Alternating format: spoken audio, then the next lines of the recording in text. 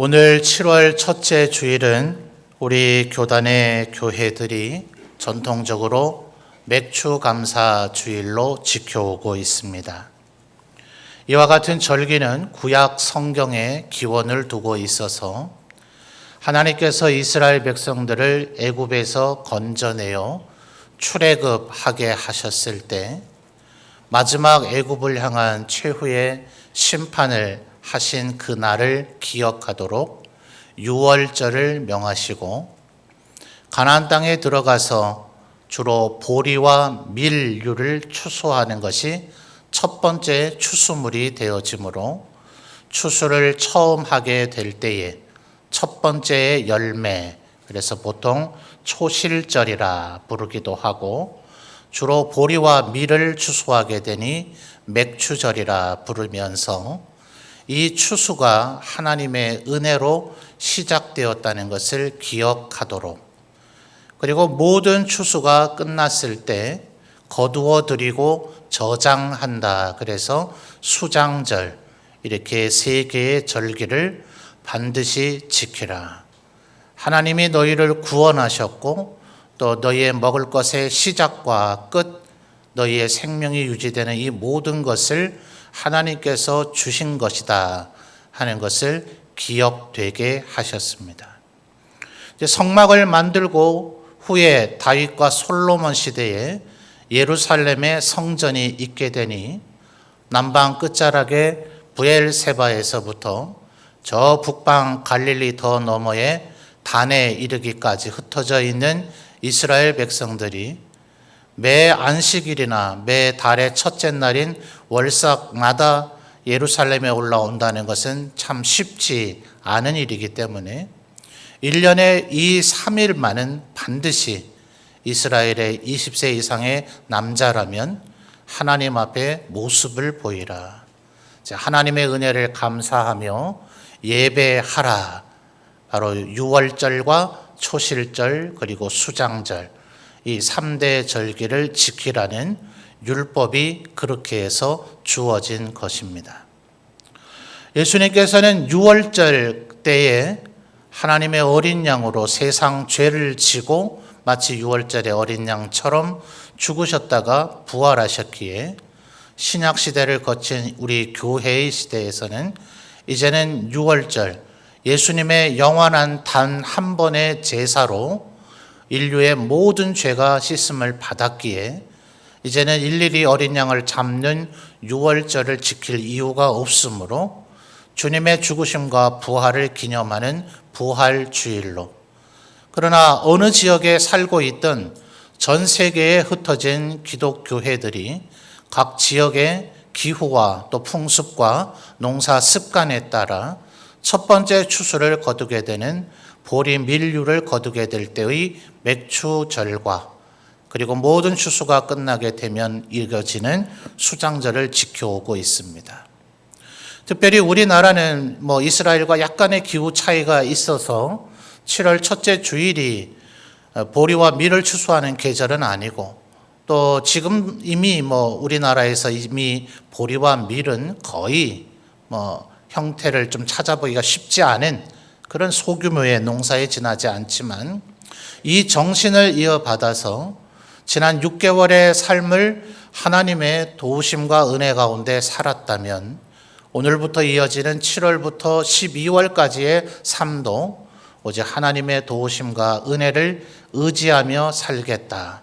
또 그 은혜에 감사하는 절기의 정신을 담아 맥추감사주의를 지키고요. 또한 우리의 추수의 계절은 사실 추석 때쯤이 아마 더 적절하다고 보여지겠고, 겨울을 나기 위한 음식의 저장은 김장 때까지 이어진다고 봐야 되겠지만, 우리나라의 복음을 전해준 영미 복음주의자들에게 감사하는 마음을 담아서 그들이 유럽에서 미국에 정착하고 첫 번째 추수물을 하나님 앞에 감사드린 것이 11월 셋째 주일의 추수감사 주일이므로 우리와는 절기상에는 약간의 차이는 있지만 우리에게 복음을 전해준 모교회라 할 법한 영미교회에 대한 감사의 마음을 잊지 않도록 11월 셋째 주일로 추수감사주일을 지켜오고 있는 것입니다. 그래서 부활주일과 오늘 우리가 지키는 맥추감사주일, 그리고 11월 셋째 주일에 지키는 추수감사주일은 구약율법의 현대적 재해석의 계승이다. 이렇게 여러분이 이해하시면 되겠습니다. 그런데 왜 오늘 성찬을 행하느냐? 성찬을 언제 행하라고 주님께서 구체적으로 말씀하지는 않으셨기에 우리 장로교회의 근대적 장로교회에 사상적 기초를 놨다 해도 과언이 아닌 칼빈은 기독교 강요에서 가르치기를 성찬은 가능한 자주 하는 것이 좋겠으나 7위회인 당회가 정해서 하라, 이렇게 융통성의 여지를 두었습니다. 그래서 우리 교회는 전통적으로 바로 이 3대 절기가 그 어느 주일 못지않게 중요한 주일이므로 부활주일과 맥추감사주일, 추수감사주일에 성찬을 행하고 있습니다. 물론 우리 교단에 속해 있는 교회라 하더라도 1월 1일 신년 감사 예배나 또 12월 25일 성탄절까지도 성찬을 하는, 그래서 1년에 한 5, 6번을 하는 그런 교회들도 있고, 또 우리 점촌에는 서부 그리스도교회 교단에 속해 있는 교회가 한 교회에 있는데 이 교회는 매주일 오전 예배를 성찬을 함께 행하는 그렇게 예배를 인도해 가고 있습니다. 오늘 우리가 맥추감사주일을 지키면서 성찬을 받게 되어지는데 이 성찬을 우리는 어떻게 받아야 될 것인가? 오늘 우리가 성식 교독을 하였는데 요한복음 6장에 말씀이 많이 있었죠. 예수님께서 오병이어의 기적을 행하시고 나서 놀라하는 이스라엘 백성들에게 너희가 이것을 지금 먹었다고 놀라느냐 하시며 너희 조상들은 하늘에서 내려오는 만나를 먹었어도 또다시 배고픈 지경에 이르게 되었지만 내가 주는 떡, 더 나아가서 바로 나 자신을 너희들이 먹으면 영원히 줄이지 않는 생명의 떡을 먹게 될 것이다 라고 예수님의 그 구원의 능력, 또 예수님이라고 하는 그 존재 자체가 어떤 의미를 갖고 있는가를 사람들에게 가르치셨습니다. 중세의 로마 캐톨릭은 바로 이 말씀을 근거해서 문자 그대로 이 예수님의 제정하신 성찬, 이 빵과 포도주가 예수님의 살과 피로 변한다는, 소위 몸으로 변한다 해서 변화할 화자와 몸체자를 써서 우리 한글의 한자적 표현으로는 이 로마 캐톨릭의 이런 신학적 사고를 화채설이라 이렇게 이야기를 합니다. 그러다 보니 생겨진 폐단은 무엇인가? 이 빵과 이 잔만 먹고 마시면 우리가 예수님처럼 거룩한 존재가 된다고 생각하는, 실제로 그네들은 우리와 같이 오직 믿음으로만 구원을 받는다는 것이 아닌 믿음과 행위가 있어야 구원을 받는다고 여기고 있으면서도 오히려 행위로 하나님 앞에 영광을 돌리지는 못하면서 성찬만 많이 먹으면 마치 예수님처럼 몸이 변화되어져 구원을 이루게 될 줄 생각하는 이율배반적 태도를 그들이 가졌던 겁니다. 그러니 우리 종교개혁의 지도자들, 특별히 루터, 칼빈, 쯔빙글리 같은 이들은 이 성찬의 효력과 성찬의 의미가 그럼 무엇인가?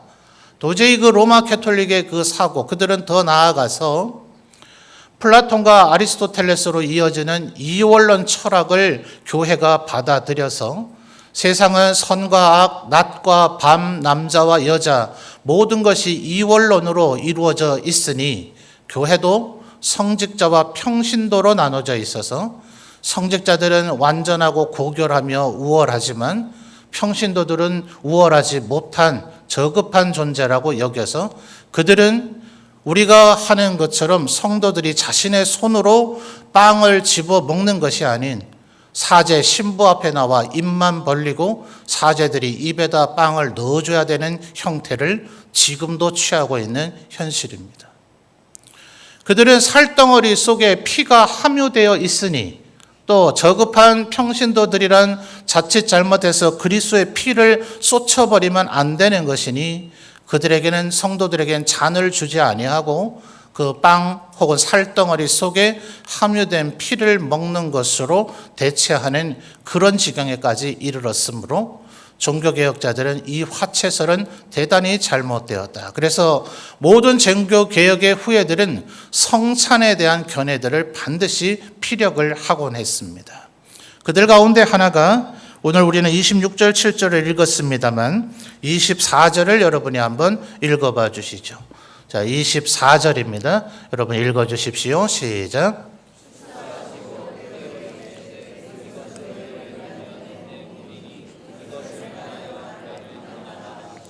아멘. 24절 하반절 거의 끝자락에 두 개의 단어 뭐 하라고 얘기하십니까? 나를 기념하라. 자, 25절도 보시면 식후에 또한 그와 같이 잔을 가지시고 이르시되 이 잔은 내 피로 세운 새 언약이니 이것을 행하여 마실 때마다 또 뭐라고요? 나를 기념하라 라고 기록되어 있으므로 쯔빙글리 같은 이는 오직 예수님의 우리를 향한 죽으심을 기념하는 것만으로 족하다 이렇게 가르쳤습니다. 로마 캐톨릭의 화채설을 그것이 잘못됐다 하고 그렇다면 이 성찬의 의미가 무엇이냐라는 것을 규정짓기 위한 그 과정 속에서 어쩌면 너무나 양극단을 치닫게 되었기 때문에 주된 종교개혁자들보다는 약 20년가량 후에 나이가 적은 칼빈은 이 모든 토론들을 보고 그것들을 융합해서 새로운 하나의 견해를 이야기하였는데 그것이 바로 영적 임재설입니다. 우리가 이제 먹게 되는 잠시 후에 받아 먹게 되는 이 빵과 포도주 잔은 실제로 예수님의 살과 피로 변한다는 것이 아니라 이것을 먹고 마실 때 그리스도께서 그리스도의 영이시오 하나님의 영이신 성령께서 이곳에 함께 임재하심으로 교회를 통해서 우리가 은혜를 받게 되는 방편 혹은 방법은 말씀을 들을 때에 우리가 은혜를 받게 되고 하나님 앞에 간절한 마음으로 기도할 때에 은혜를 받게 됨과 마찬가지로 이 빵과 잔을 받을 때에 성령께서 임재하셔서 우리에게 은혜를 주시는 우리로 충만케 하시는 하나의 방편이 된다라는 것을 가르쳐 주었습니다. 그러므로 오늘 잠시 후에 이 성찬을 받게 될 때에 어쩌면 지난 6개월의 삶을 살며 감사하는 삶을 살았던 성도님들도 계시겠고 또 어쩌면 우리의 삶이 너무나 고단하고 수많은 시련과 시험 가운데 우리의 영혼이 피폐해져 있다면 이 성찬을 받을 때에 하나님의 성령이 그리스도의 영이 그리스도께서 영적으로 임재하셔서 우리로 다시금 성령 충만케 해주시기를 간절히 간구하는 마음으로 그렇게 받으시는 우리 모든 성도들이 되시기를 바랍니다. 그러나 어쩌면 이 종교개혁 당시에 이런 성찬에 관련된 이런 토론과 규정들은 바로 말씀드린 그 로마 캐톨릭의 화채설이 잘못되었으니 성찬의 진정한 의미가 무엇이냐 하는 것을 규정하는데 조금 치중되지 않았느냐 하는 그런 아쉬움이 있습니다. 오히려 화채설이네 기념설이네 영적 임재설이네 하는 것은 이 성찬을 받은 이후에 논점을 갖고 있는 것이 아닌가. 그 이전 우리는 왜 이 성찬을 받아야 되느냐에 대해서는 오히려 조금 미흡하게 넘어가지 않았느냐 하는 견해들이 현대 신학자들 사이에 견해가 피력되어지곤 합니다. 그래서 오늘 우리 성도들이 더 기억해야 될 것은 이 성찬을 받고 나면 그리스도께서 영적으로 임재하신다 하는 것도 중요하지만 이 성찬을 받을 때에 우리는 어떠한 마음가짐과 자세를 가져야 되는가? 그것이 바로 오늘 우리가 읽은 26절과 27절의 말씀입니다. 여러분이 26절의 말씀을 다시 한번 읽어봐 주십시오. 26절입니다. 시작.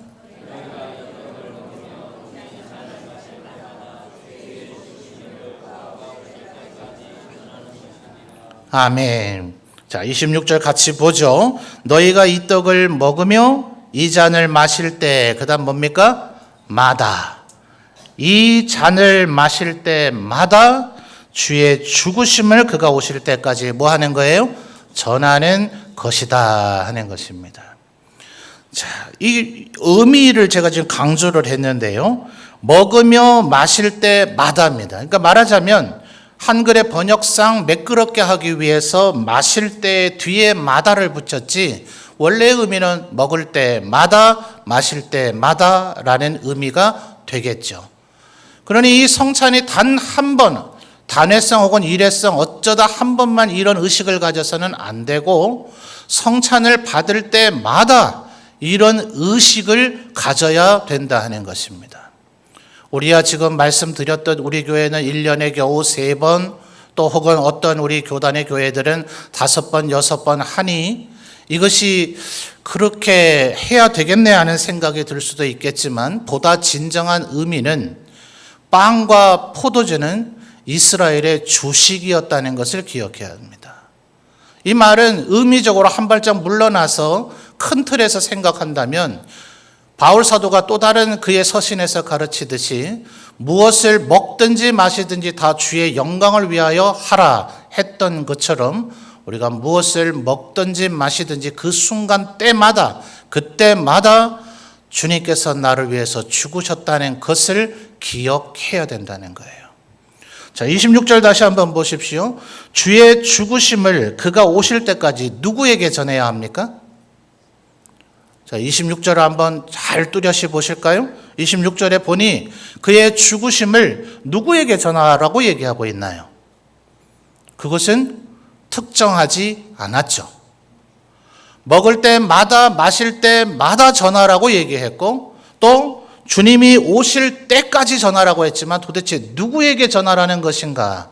그래서 1차적으로는 자기 자신에게 전하라는 겁니다. 여러분, 정말 주님께서 날 위해서 죽으셨다 하는 것을 늘 기억하고 염두에 두고 살아가고 계십니까? 사실 그렇지 못하죠. 우리가 예수 믿은 지 오래되면, 신앙생활을 오래 하다 보면 나는 원래부터 하나님의 자녀였는 줄, 나는 원래부터 좀 거룩하고 경건한 자인 줄, 나는 마땅히 당연히 축복을 받아야 되는 사람인 줄 생각하는 경향이 있을 수 있습니다. 심지어 유럽과 미국의 일부 그리스도인이라고 스스로 자처하는 이들은 전생에 걸쳐 단 3번 교회 간대요. 유아 세례 받을 때, 결혼식 할 때, 장례식 할 때. 그러면서 스스로를 그리스도인이라 여기고 있는 서양인들이 얼마나 많은지 모릅니다. 그들이 과연 주님께서 날 위해서 죽으셨다는 것을 인식하고 있겠습니까? 바울 사도는 이것을 먹고 나면, 이 빵과 이 잔을 먹고 나면 이 빵과 잔이 예수님의 살덩어리와 피로 변하느냐, 혹은 단순히 기념만 하면 되는 것이냐, 혹은 그리스도께서 영적으로 임재하시냐, 이런 논의도 중요하지만 그보다 이전에 이것을 먹을 때 이것이 주님의 빵에, 이것이 바로 주님의 몸의 형상이구나. 초대교회에도 이 성찬을 바람직하게 행하지 못한 교회의 형편이 있어서 2000년간 교회는 더 이상 시행착오를 갖지 않으려고 같은 규격으로 빵을 잘라서 여러분이 먹게 합니다. 그러나 대부분의 신학자들은 예수님께서 최초에 제자들에게 이 빵을 나누시며 이 성찬을 제정하셨을 때는 커다란 빵을 뜯어내며 또 찢으며 이렇게 옆 사람에게 나눠주며, 이것이 너희를 위해서 찢기고 상하고 뜯겨지는 내 몸이라는 것을 기억하라고 말씀을 하셨을 거예요.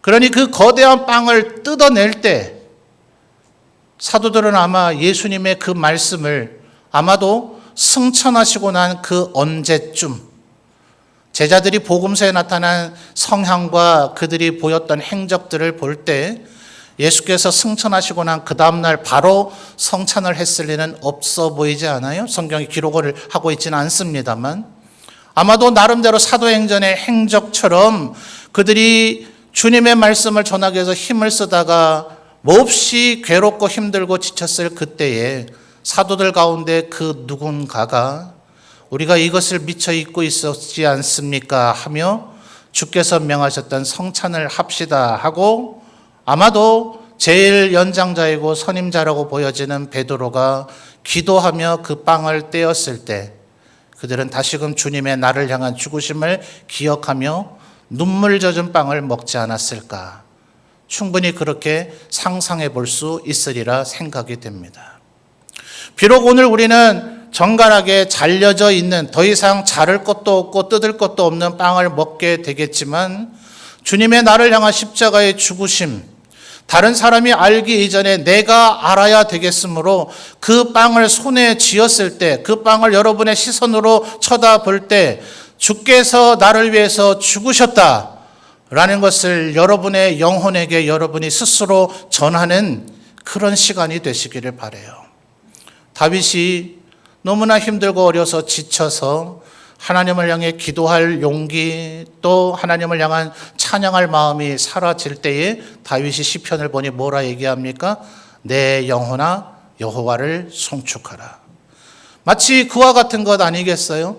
오늘 여러분이 이 빵을 받으며 주님께서 날 위해서 죽으셨구나. 이 빵을 먹을 때마다 이 잔을 마실 때마다 주의 죽으심을 먼저 내 스스로에게 전하는 시간이 되어야 한다 하는 것입니다. 더 나아가서 이 빵과 잔을 먹은 우리들은 이제 이 세상을 향하여 그렇다고 우리가 빵과 포도주를 들고 다니며 온 세상 사람들에게 이것이 바로 그리스도의 우리를 향한 희생이라 얘기하겠어요? 우리가 살아가는 우리의 삶이 그리스도의 향기가 되어질 때 또 그리스도의 편지가 되어질 때 저 그리스도인들은 왜 저렇게 사는가? 그리스도인이라는 말이 어디에서 처음 비롯됐습니까?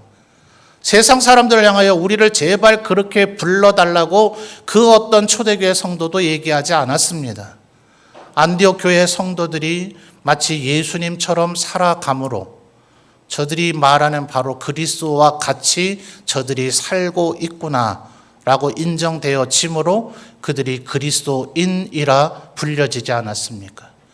우리가 그리스도의 향기로 살아갈 때, 그리스도의 편지로 살아갈 때 바로 성찬을 행함이 온 세상을 향하여 주께서 예수 그리스도께서 나와 너 우리를 위해서 죽으셨다는 사실을 전하는 일이 될 것입니다. 그러므로 27절에서 뭐라고 얘기합니까? 이와 같이 먹지 않는 자, 그러므로 누구든지 주의 떡이나 잔을 합당하지 않게 먹고 마시는 자라는 것은 주님을 전해야 되는 것이다 라는 사실을 망각하고 이것을 먹는 자는 주의 몸과 피에 대해서 죄를 짓는 마치 주님을 죽이는 것과 같다 하는 거예요.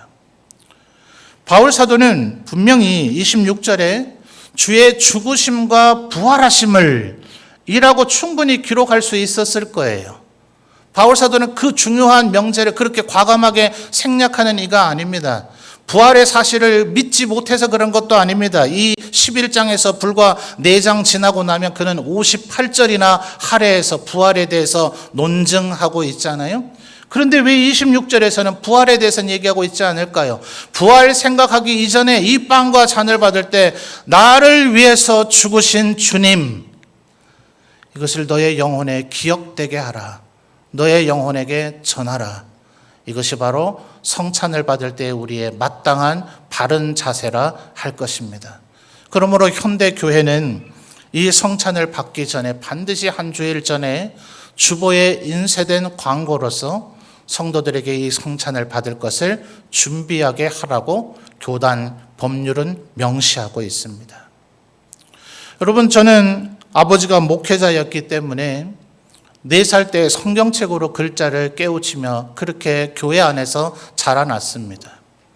그러다 보니 나이가 돼서 입교를 하고 이 성찬은 을의 것, 하나님의 백성된 자의 축복으로 먹는 것이라 그렇게 여겼던 청소년 시절이 있었습니다. 그러나 제 친구 중에 하나는 가족들 모두가 예수 믿지 않고 오직 그만 홀로 예수 믿었던 이가 있었습니다.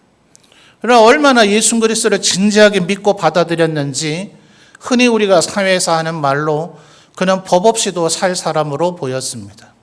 얼마나 착실하고 온유하고 부드러운 성품을 가지고 학교에서도 그저 공부만 열심히 하는 모범생이었는지 누가 그가 하나님 앞에 회개할 죄가 많으리라 생각이나 했겠어요. 그런데 혼자 예수를 믿고 있다 보니 공교롭게도 이 친구가 성찬을 다음 주에 한다는 것을 고지하는 그날 교회 출석을 하지 못했습니다. 성찬하는 주일에 그가 예배 출석을 해서 이제 성찬의 시간이 되었을 그때에 그는 성찬을 받지 않았습니다. 예배를 마치고 나서 내가 너무나 궁금해서 그에게 물었더니 그가 하는 말이 한 주간 동안 기도로 성찬을 준비하지 못했으니 내가 어찌 성찬을 받을 수 있겠는가. 그의 그 말이 수십 년이 지난 지금도 잊혀지지가 않습니다. 우리가 성찬을 받을 때 주의 죽으심, 나를 위한 주님의 죽으심을 내 영혼에게 전해야 되는 것이다 라는 이 바울 사도의 권면을 오늘 마음에 새기시는 성도들이 되시기를 바랍니다. 그러나 우리들 가운데 누가 과연 내가 한 주간 동안 금식했으니 또 혹은 한 주간 동안 이를 위해서 기도했으니 한 주간 동안 그 어떤 주간보다 더 거룩하고 성결하게 살았으니 나는 성찬을 받기에 합당하다라고 생각할 이가 과연 누가 있겠습니까?